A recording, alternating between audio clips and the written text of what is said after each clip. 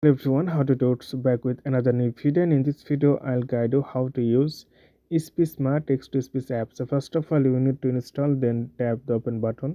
You don't need to sign in or other things. It's really simple use. So this is really popular site on desktop mode. They brought a new app, so you can see here input text or generate audio, so voice selection. So you can tap here, but first of all you need to import here. So I'm just going to type maximum 2000 character, 2000s maximum. Hello,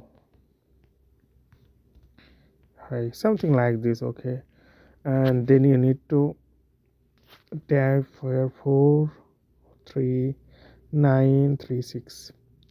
Okay, and then voice select hertz. All languages here, like you can choose any language. All countries is here, so you can choose countries. And after that it's not available, like okay, I'm just going to choose English.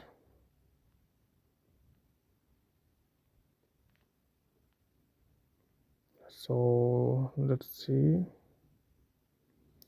English, and you need to choose the country, and you can see here a lot of people here, so simply tap N1. Okay, and then tap here generate audio. It's processing now, so you can create up to 20,000. So now you can play. Hello, hi.